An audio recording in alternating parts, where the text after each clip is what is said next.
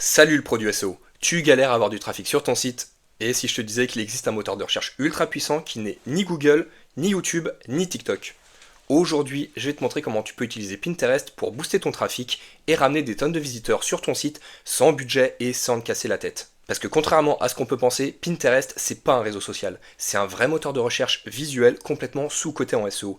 Et le plus fou dans tout ça, c'est que les épingles Pinterest se positionnent sur Google. Mieux encore, une épingle peut générer du trafic pendant des années. Alors reste bien jusqu'à la fin, parce que je vais te donner une astuce secrète qui va te permettre de booster la portée de tes épingles. Allez, on voit ça tout de suite ensemble. Bon, déjà pourquoi Pinterest c'est une pépite pour ton SEO. Je vais te donner 3 raisons qui font que tu devrais t'y intéresser sans plus tarder. La première raison, c'est que Pinterest c'est un vrai moteur de recherche. Les gens y vont pour chercher des idées, de l'inspiration ou des idées cadeaux. C'est donc parfait si ton site est sur une thématique assez visuelle, comme la déco, le voyage, ou que tu souhaites bosser sur un e-commerce. La seconde raison, c'est que les épingles Pinterest peuvent apparaître dans les résultats de Google Images. Donc en fait, tu peux ranker à la fois sur Pinterest et à la fois sur Google.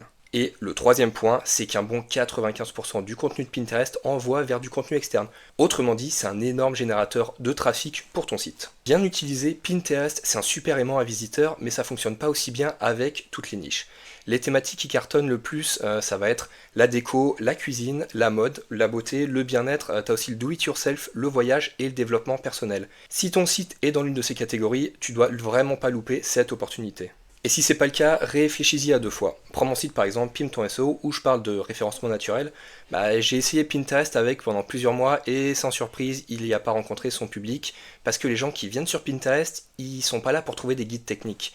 Par contre, j'ai d'autres sites sur des thématiques plus adaptées à Pinterest, et là, ça a été le jackpot. Ok, histoire que tu vois un peu de quoi je veux parler, là, en gros, c'est un de mes sites sur lequel j'ai pas mal poussé Pinterest à une époque. Bon, là, maintenant, je t'avoue, ça fait un moment que j'ai un petit peu lâché pour me concentrer sur d'autres sujets, mais tu vois, en gros, bon, bah forcément, on a toujours 16 mois d'historique, ça c'est comme la Search Console, on a l'habitude, mais en gros, tu vois, bon, j'ai pas mal boosté Pinterest au début, où là ça commençait doucement, où je faisais bon bah quand même ouais,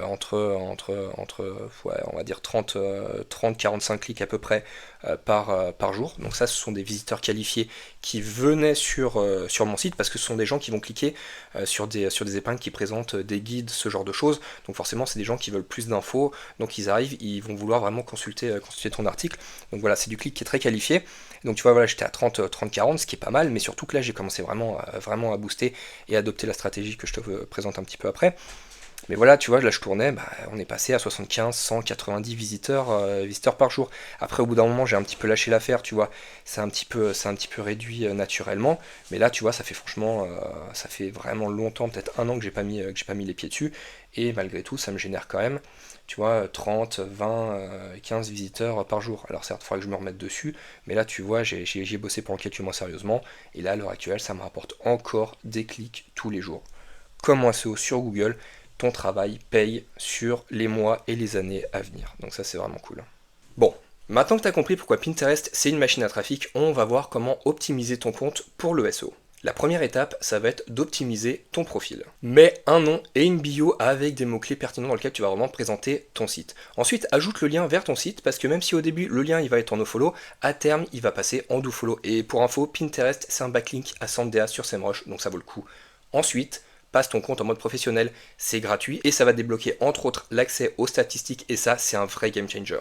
La deuxième étape, ça va être de créer des tableaux optimisés. Faut voir un petit peu les tableaux comme des dossiers ou des cocons sémantiques pour rester dans le milieu du SEO. Le nom de ton tableau, c'est un mot-clé recherché, par exemple recette elle-ci facile ou robe de soirée.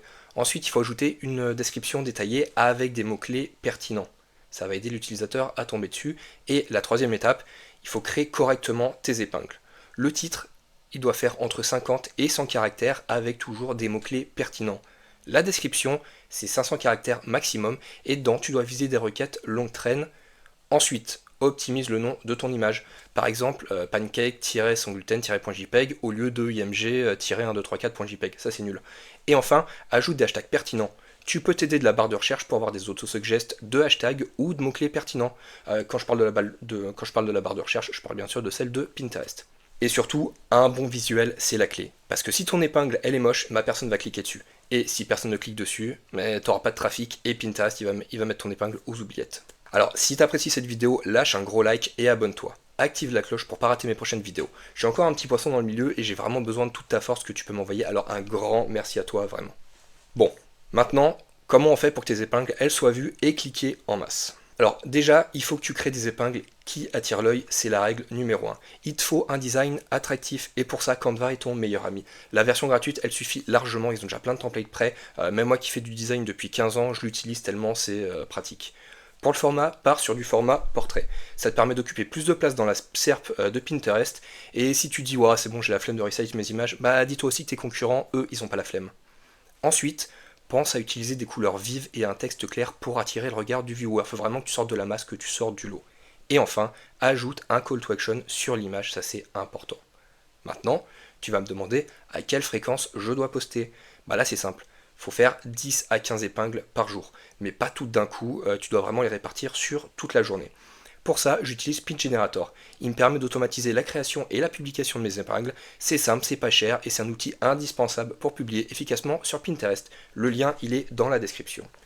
Et enfin, alterne entre tes propres épingles et du contenu d'autres créateurs.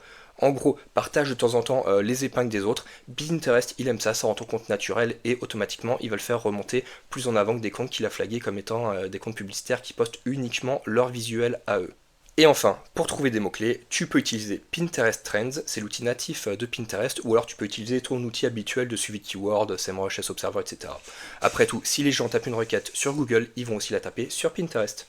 Ensuite, il faut que tu saches que Pinterest adore le contenu frais, donc plus tu vas créer des épingles différentes, plus tu as de chances d'être mis en avant. Donc sois original, fais dans la diversité. En tant que référenceur et ancien designer, Pinterest, c'est un canal d'acquisition que j'affectionne vraiment particulièrement. Si tu souhaites développer la présence de ton business sur Pinterest et capter une nouvelle source de trafic pour ton site, j'organise des sessions de coaching privées. Donc n'hésite pas à me contacter pour me parler de ton projet. Pinterest, ça m'a vraiment permis de faire décoller plusieurs de mes sites. Il est temps qu'il fasse décoller le tien. Bon, maintenant que tu es arrivé jusque-là, t'es prêt pour l'astuce secrète? C'est dans la masse des épingles que se trouvent les pépites qui vont faire décoller ton site. Qu'est-ce que ça veut dire? Tout simplement créer plusieurs visuels différents pour un même article ou un même produit. Personnellement, je crée au moins 40 épingles pour un même contenu. Pour ce faire, il suffit de changer l'image sur l'épingle ou le texte qui est sur visuel, idéalement les deux, mais juste un élément, ça suffit. Pinterest traitera ça comme une épingle différente. Sur Google, la qualité ça prime vraiment avant la quantité. Sur Pinterest, il te faut de la masse, car c'est vraiment dans la masse que certaines épingles vont sortir du lot et t'attirer un max de trafic. Ouais, la loi de Pareto, elle s'applique aussi chez Pinterest et tu serais surpris de voir à quel point une simple variation de design peut vraiment changer le nombre de clics et donc le nombre de visites. Voilà, maintenant tu sais comment utiliser Pinterest pour booster ton SEO et ramener un max de trafic sur ton site. Un petit récap rapide. Pinterest, c'est un moteur de recherche qui rank aussi sur Google Images. Un compte bien optimisé, c'est plus de chances d'être visible. Des épingles bien pensées, c'est plus de clics et plus de trafic sur ton site. Maintenant, dis-moi en commentaire, est-ce que toi, tu as déjà essayé Pinterest pour booster ton SEO? Si tu as des tips que j'ai pas abordés, n'hésite pas à les partager. Si jamais d'autres vidéos sur Pinterest t'intéresseraient, n'hésite pas à me le dire aussi. Voilà, merci d'avoir regardé la vidéo jusqu'au bout. Allez, on se retrouve au sommet des SERP.